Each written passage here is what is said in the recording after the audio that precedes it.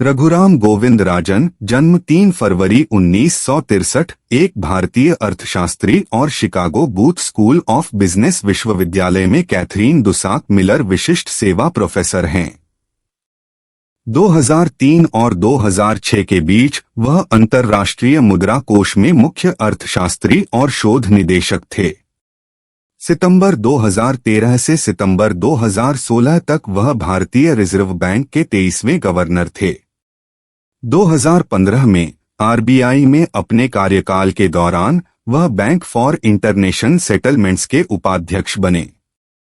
2005 में federal reserve वार्षिक Jackson Hole सम्मेलन में राजन ने वित्तीय प्रणाली में बढ़ते जोखिमों और प्रस्तावित नीतियों के बारे में चेतावनी दी थी जो ऐसे जोखिमों को कम करेगी। पूर्व अमेरिकी ट्रेजरी सचिव लॉरेंस समर्स ने चेतावनियों को गुमराह कहा और राजन ने खुद को लुडाइट कहा। हालांकि 2007 से 2008 के वित्तीय संकट के बाद राजन के विचारों को दूरदर्शिता के रूप में देखा जाने लगा और अकादमी पुरस्कार विजेता वृत्तचित्र इनसाइड जॉब 2010 के लिए उनका व्यापक साक्षात्कार लिया गया। 2003 में राजन को पहला फिशर ब्लैक पुरस्कार मिला, जो अमेरिकन फाइनेंस एसोसिएशन द्वारा हर 2 साल में 40 वर्ष से कम उम्र के वित्तीय अर्थशास्त्री को दिया जाता है, जिन्होंने वित्त के सिद्धांत और व्यवहार में सबसे महत्वपूर्ण योगदान दिया है। उनकी किताब Fault Lines, How Hidden Fracture Still Threaten the World Economy ने 2010 में फाइनेंशियल टाइम्स बटा गोल्डमैन सैक्स Business Book of the Year का पुरस्कार जीता। 2016 में टाइम ने उन्हें 100 सबसे प्रभावशाली लोगों की सूची में नामित किया था। The world. रघुराम राजन का जन्म भारत के भोपाल शहर में 3 फरवरी 1963 को हुआ था। 1985 में उन्होंने भारतीय प्रौद्योगिकी संस्थान दिल्ली से इलेक्ट्रिकल इंजीनियरिंग में स्नातक डिग्री हासिल की। Indian institute of management Ahmedabad से उन्होंने 1987 में एमबीए किया। मैसाचुसेट्स इंस्टीट्यूट ऑफ टेक्नोलॉजी से 1991 में उन्होंने अर्थशास्त्र विषय में पीएचडी की। इंटेलिजेंस ब्यूरो को सौंपा गया। उनके पिता आर गोविंद राजन 1966 में इंडोनेशिया में तैनात थे। 1968 में वे Intelligence Bureau Research and Analysis Wing RI की नई बनाई गई बाहरी खुफिया इकाई में शामिल हो गए, जहां उन्होंने आरएन के अधीन स्टाफ अधिकारी के रूप में कार्य किया। काओ और काउबॉयज का हिस्सा बन गए। 1970 में उन्हें श्रीलंका में तैनात किया गया, जहां राजन राजनीतिक उथल-पुथल के कारण 1 साल स्कूल नहीं जा पाए। श्रीलंका के बाद आर गोविंद राजन को बेल्जियम में तैनात किया गया, जहां बच्चों ने एक फ्रांसीसी स्कूल में पढ़ाई की। 1974 में परिवार भारत लौट आया। अपने बचपन के दौरान राजन ने अपने पिता को एक राजनयिक माना क्योंकि परिवार ने राजनयिक पासपोर्ट पर यात्रा की थी। वह 1974 तक कैंपियन स्कूल भोपाल के अर्धकालिक छात्र थे। 1974 से 1981 तक राजन ने दिल्ली पब्लिक स्कूल आर के पुरम में पढ़ाई की। 1981 में उन्होंने इलेक्ट्रिकल इंजीनियरिंग में स्नातक की डिग्री के लिए भारतीय प्रौद्योगिकी संस्थान दिल्ली में दाखिला लिया। अपनी 4 साल की डिग्री के अंतिम वर्ष में उन्होंने स्टूडेंट अफेयर्स काउंसिल का नेतृत्व किया।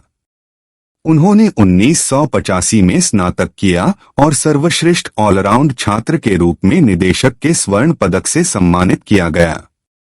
1987 में उन्होंने भारतीय प्रबंधन संस्थान अहमदाबाद से मास्टर ऑफ बिजनेस एडमिनिस्ट्रेशन अर्जित किया। अकादमिक प्रदर्शन के लिए स्वर्ण पदक के साथ स्नातक किया। वह एक प्रबंधन प्रशिक्षु के रूप में टाटा प्रशासनिक सेवा में शामिल हुए, लेकिन मैसाचुसेट्स इंस्टीट्यूट ऑफ टेक्नोलॉजी में स्लोन स्कूल ऑफ मैनेजमेंट में डॉक्टरेट कार्यक्रम में शामिल होने के लिए कुछ महीनों के बाद छोड़ दिया।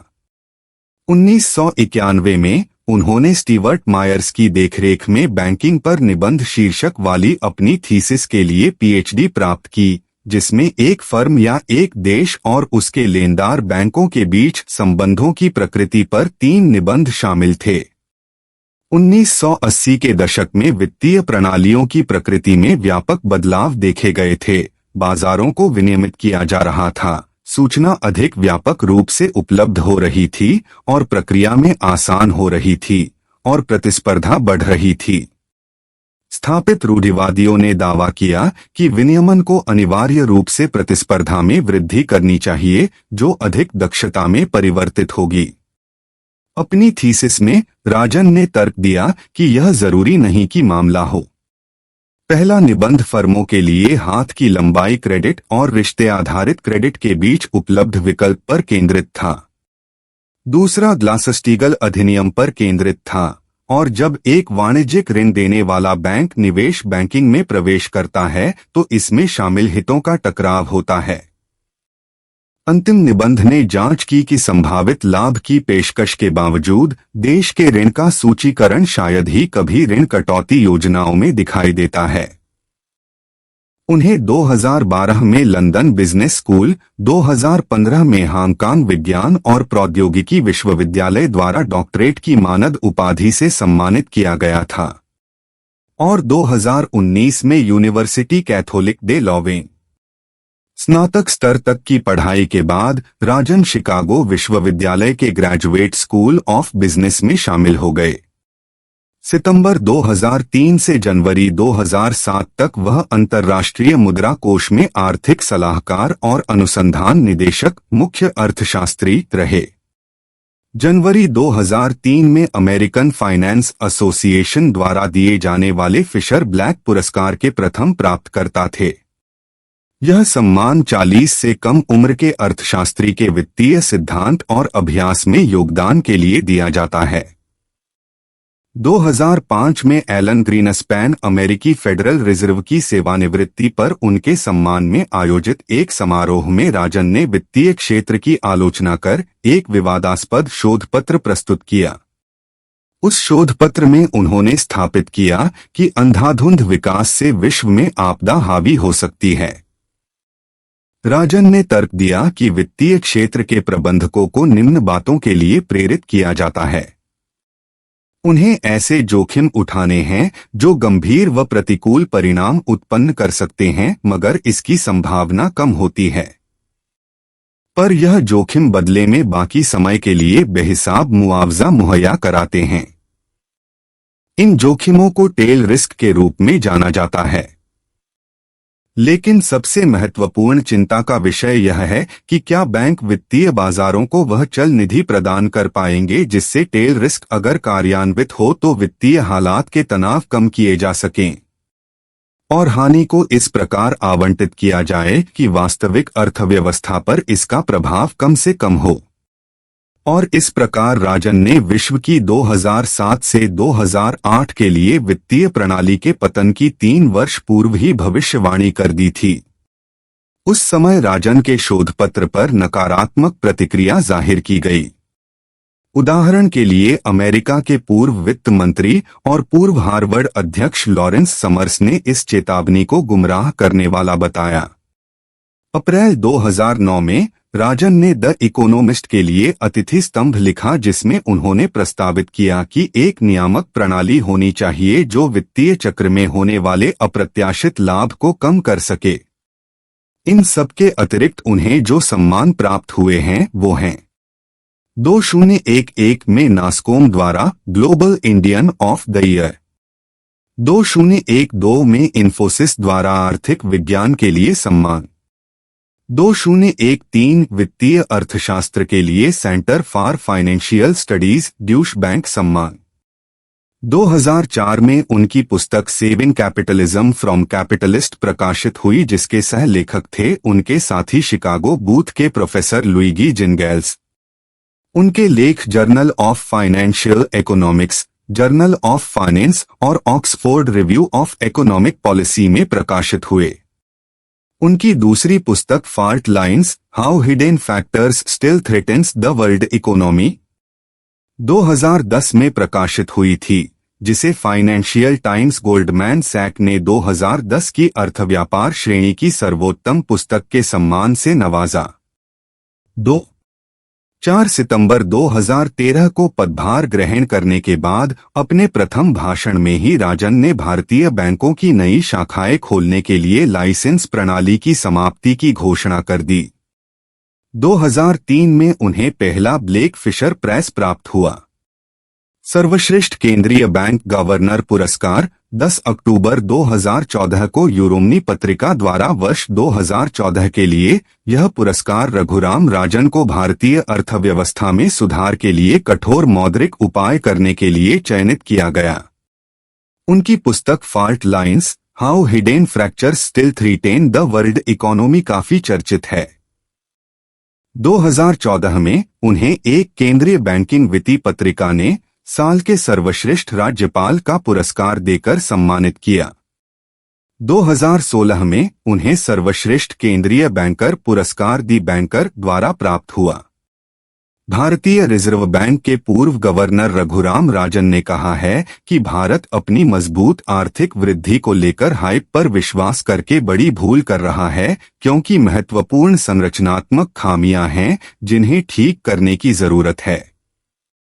राजन ने एक साक्षात्कार में कहा कि नई सरकार के लिए चुनावों के बाद जो सबसे बड़ी चुनौती होगी वह है कार्यबल की शिक्षा और कौशल में सुधार करना। उन्होंने कहा, एक ऐसे भारत में जहां 1.4 बिलियन आबादी में से आधे से अधिक 30 वर्ष से कम आयु के हैं, कार्यबल की शिक्षा और कौशल को ठीक किए बिना देश को अपनी युवा आबादी का लाभ उठाने में संघर्ष करना पड़ेगा। उन्होंने कहा, प्रचार पर विश्वास करना देश के लिए सबसे बड़ी गलती होगी। प्रचार वास्तविक हो यह सुनिश्चित करने के लिए हमें कई और वर्षों की कड़ी मेहनत करनी है। पूर्व आरबीआई गवर्नर ने कहा कि कुछ राजनेता चाहते हैं कि आप प्रचार पर विश्वास करें, लेकिन भारत के लिए इस विश्वास के आगे झुकना एक गंभीर गलती होगी। भारत को 2047 तक विकसित अर्थव्यवस्था बनाने की प्रधानमंत्री नरेंद्र मोदी की महत्वाकांक्षा को खारिज करते हुए राजन ने कहा कि इस लक्ष्य की बात करना बकवास है।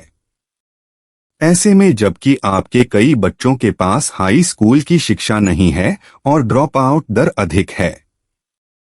राजन ने कहा, हमारे पास एक बढ़ता हुआ कार्यबल है, लेकिन वह केवल तभी लाभप्रद हो सकता है जब वे अच्छी नौकरियों में कार्यरत हों। उन्होंने कहा कि सबसे पहले भारत को अपने श्रमबल को रोजगार के काबिल बनाने की जरूरत है और दूसरा अपने कार्यबल के लिए रोजगार पैदा करना है। राजन ने उन अध्ययनों का हवाला दिया जो दिखाते हैं कि महामारी के बाद भारतीय स्कूली बच्चों की सीखने की क्षमता में 2012 से पहले के स्तर तक गिरावट आई है और ग्रेड 3 के केवल 20.5% छात्र ही ग्रेड 2 का पाठ पढ़ सकते हैं। भारत में साक्षरता दर वियतनाम जैसे अन्य एशियाई साथियों से भी नीचे है। भारतीय रिजर्व बैंक के पूर्व गवर्नर रघुराम राजन ने कहा है कि भारत अपनी मजबूत आर्थिक वृद्धि को लेकर हाइप पर विश्वास करके बड़ी भूल कर रहा है, क्योंकि महत्वपूर्ण संरचनात्मक खामियां हैं जिन्हें ठीक करने की जरूरत है। राजन ने एक साक्षात्कार में कहा कि नई सरकार के लिए चुनावों के बाद जो सबसे बड़ी चुनौती होगी वह है कार्यबल की शिक्षा और कौशल में सुधार करना। उन्होंने कहा, एक ऐसे भारत में जहां 1.4 बिलियन आबादी में से आधे से अधिक 30 वर्ष से कम आयु के हैं, कार्यबल की शिक्षा और कौशल को ठीक किए बिना देश को अपनी युवा आबादी का लाभ उठाने में संघर्ष करना पड़ेगा। विज्ञापन, आर्थिक प्रचार पर विश्वास करना देश के लिए सबसे बड़ी गलती होगी। राजन उन्होंने कहा, प्रचार पर विश्वास करना देश के लिए सबसे बड़ी गलती होगी। प्रचार वास्तविक हो यह सुनिश्चित करने के लिए हमें कई और वर्षों की कड़ी मेहनत करनी है। पूर्व आरबीआई गवर्नर ने कहा कि कुछ राजनेता चाहते हैं कि आप प्रचार पर विश्वास करें, लेकिन भारत के लिए इस विश्वास के आगे झुकना एक गंभीर गलती होगी। भारत को 2047 तक विकसित अर्थव्यवस्था बनाने की प्रधानमंत्री नरेंद्र मोदी की महत्वाकांक्षा को खारिज करते हुए राजन ने कहा कि इस लक्ष्य की बात करना बकवास है।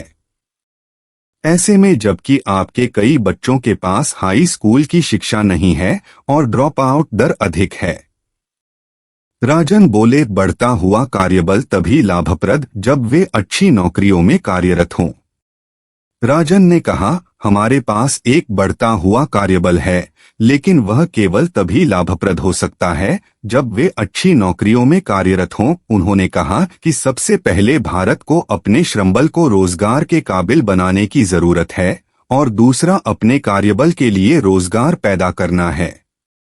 राजन ने उन अध्ययनों का हवाला दिया जो दिखाते हैं कि महामारी के बाद भारतीय स्कूली बच्चों की सीखने की क्षमता में 2012 से पहले के स्तर तक गिरावट आई है और ग्रेड 3 के केवल 20.5% छात्र ही ग्रेड 2 का पाठ पढ़ सकते हैं। भारत में साक्षरता दर वियतनाम जैसे अन्य एशियाई साथियों से भी नीचे है। भारत को 8% की आर्थिक वृद्धि दर हासिल करने के लिए और काम करने की जरूरत। उन्होंने कहा, यह उस तरह की संख्या है जिससे हमें चिंतित होना चाहिए। मानव पूंजी की कमी दशकों तक हमारे साथ रहेगी। राजन ने अर्थव्यवस्था की संभावनाओं के बारे में हाल में जताई गई उम्मीदों पर आशंका जताते हुए कहा कि भारत को 8% की आर्थिक वृद्धि दर हासिल करने के लिए और काम करने की जरूरत है। विदेशी निवेशक तेजी से विस्तार का लाभ उठाने के लिए भारत आ रहे हैं, जो सरकार का अनुमान है कि आने वाले वित्तीय वर्ष में 7% से अधिक तक पहुंच जाएगा, जिससे यह दुनिया की सबसे तेजी से बढ़ती प्रमुख अर्थव्यवस्था बन जाएगी। राजन ने कहा कि मोदी सरकार द्वारा उच्च शिक्षा के लिए वार्षिक बजट की तुलना में चिप विनिर्माण के लिए सब्सिडी पर अधिक खर्च करने का नीतिगत विकल्प गुमराह करने वाला है। भारत में परिचालन स्थापित करने के लिए सेमीकंडक्टर व्यवसायों को अनुमानित रूप से 760 अरब रुपए $9.1 बिलियन सब्सिडी के रूप में दिया जाना है, जबकि उच्च शिक्षा के लिए महज 476 अरब रुपए का आवंटन किया गया है। भारतीय रिजर्व बैंक का गवर्नर बनने से पहले रघुराम राजन को एक ऐसे अर्थशास्त्री के तौर पर जाना जाता था जिन्होंने 2008-09 की मंदी के बारे में सबसे पहले आगाह कर दिया था। उन्हें गवर्नर बनाया जाना इस अर्थ में अलग था कि वह रिजर्व बैंक से जुड़े हुए नहीं थे। यह तय था कि उनकी जैसी शख्सियत के लिए गवर्नर के बने बनाए ढांचे में काम करना सहज नहीं होगा। यह आशंका सच साबित हुई। हालांकि वित्त मंत्री और गवर्नर की लड़ाई नई नहीं है। रघुराम राजन के पूर्ववर्ती डी सुब्बाराव ने अपनी किताब who moved my interest rate में लिखा है कि यूपीए के दौर में वित्त मंत्री पी चिदम्बरम उनसे इतने नाराज थे कि दावोस में G20 की बैठक में उन्होंने सबका अभिवादन किया था, पर अपने गवर्नर की ओर देखा तक नहीं। रघुराम राजन रिजर्व बैंक और भारतीय अर्थव्यवस्था से जुड़ी व्यापक चुनौतियों पर बात करते हैं। भारतीय बैंकिंग सिस्टम का हिस्सा न होने के कारण इसकी कमियों की शिनाख्त करना और उन्हें दूर करने के लिए कदम सुझाना उनके लिए अपने पूर्ववर्तियों की तुलना में आसान था। सरकार को रिजर्व बैंक के गवर्नर की भूमिका स्पष्ट करने के लिए वही कह सकते थे। उन्होंने कई भाषणों में कहा है कि रिजर्व बैंक का गवर्नर शीर्ष नौकरशाह भर नहीं है, उसकी भूमिका ज्यादा बड़ी और महत्वपूर्ण है। और अधिक स्पष्ट करते हुए उन्होंने कहा है कि रिजर्व बैंक का गवर्नर अगर आवश्यक समझता है तो किसी खास मुद्दे पर उसके पास सरकार को नहीं कहने का मादा होना चाहिए। बैंकिंग सुधार के बारे में भी वह दो टूक कहते हैं। रघुराम राजन ने अपने कार्यकाल में भले ही राजनेताओं को संतुष्ट नहीं किया, लेकिन आम लोगों के लिए उन्होंने इतने कम वक्त में बहुत काम किया। उन्हें मिडिल क्लास का मैन कहा जाता है, क्योंकि वे एकमात्र ऐसे गवर्नर बने थे जिन्होंने उच्च वर्ग के टैक्स और अर्थव्यवस्था के बारे में नहीं सोचा, बल्कि निम्न और मध्यम वर्ग के हिसाब से बैंक की स्कीम बनाई। राजन ने पॉलिसी में बहुत ज्यादा बदलाव नहीं किए, लेकिन 3 साल की ग्रोथ बताती है कि अगर वे कुछ समय और बने रहते तो शायद भारत की अर्थव्यवस्था में भारी बदलाव हो सकता था। बैंक लोन और मुद्रास्फीति में राजन का कोई जवाब नहीं है। उन्होंने हर बार मौद्रिक नीति पर नए सिरे से काम किया। बैंकिंग सेक्टर में उन्होंने कई नई पहल की। उन्होंने आईएफडीसी और बंधन जैसे माइक्रो फाइनेंशियल शाखों को बैंक के रूप में खोलने की घोषणा की। पिछले 2 दशक में ऐसा पहली बार हुआ है। बैंकों का कहना था कि उनके कार्यकाल के दौरान ब्याज दर हमेशा ही न्यूनतम रही, जिसकी वजह से महंगाई पर बहुत ज्यादा कोई असर नहीं हुआ। सोशल मीडिया और राजनीति की ओर से उन पर खूब वाप हुए, लेकिन उन्होंने कभी भी नकारात्मक रवैया नहीं अपनाया। उन पर कई बार निजी हमले भी हुए, फिर भी उन्होंने अपना काम सही ढंग से किया। एक समझदार और संजीदा गवर्नर के रूप में उन्होंने अपनी पहचान बनाई। स्मॉल फाइनेंस और एनपीए खोलने की योजना बनाई। पेटीएम और एयरटेल मशीन भी उनके दौर में बाजार में आई। राजन ने जब चार्ज लिया उस वक्त मुद्रास्फीति चरम पर थी, लेकिन उन्होंने सेंट्रल बैंक की नीतियों पर काम किया। हालांकि आज भी हम महंगाई से लड़ रहे हैं। वित्त मंत्री ने भी इस बात को माना है। साल 2015 के नवंबर में उन्होंने एसेट क्वालिटी में सुधार किया। राजन ने जब साल 2013 में काम संभाला तब महंगाई 9% थी और थोक महंगाई 7%, लेकिन 3 साल के भीतर खुदरा महंगाई 4 के नीचे चली गई। एक बात याद रखने की है कि उनके समय में रुपया खूब मजबूत हुआ। शेयर बाजार में भी ऐतिहासिक उछाल आया था। 1 साल के अंदर रुपया 60 रुपए से ज्यादा मजबूत हुआ।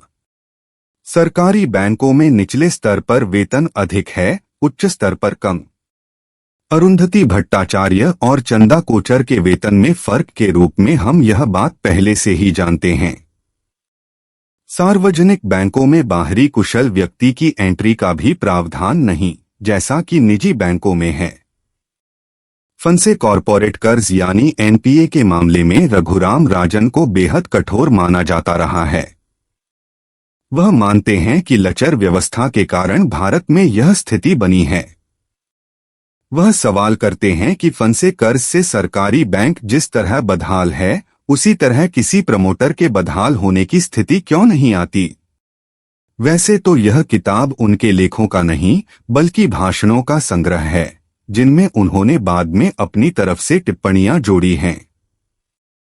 उनके सभी भाषण उनकी बौद्धिकता के उदाहरण हैं, पर सेंट स्टीफेंस कॉलेज में अर्थव्यवस्था पर दिया गया व्याख्यान और आईआईटी दिल्ली में उनका कॉन्वोकेशन वक्तव्य उनकी वाग्मिता का अद्भुत उदाहरण हैं, जिनसे पता चलता है कि अध्यापन का क्षेत्र ही उन्हें क्यों पसंद है। दोनों ही जगह उन्होंने विचारों की स्वतंत्रता और सहिष्णुता की संस्कृति का महत्व बताया है। ऐसे ही गोवा में डीडी कौशाम्बी आइडियाज लेक्चर में उन्होंने लोकतंत्र, समावेशन और समृद्धि पर बोलते हुए फ्रांसिस फुकुयामा के विचारों के अनुरूप भारत का शानदार विश्लेषण किया है। अंधों में काना राजा और हिटलर पर सोशल मीडिया पर हुए हंगामे पर भी उन्होंने अपना पक्ष रखा है। जो बात सबसे अच्छी लगती है वह यह है कि कई मामलों में सरकार से असहमत होते हुए भी उन्होंने किसी पर टिप्पणी नहीं की है।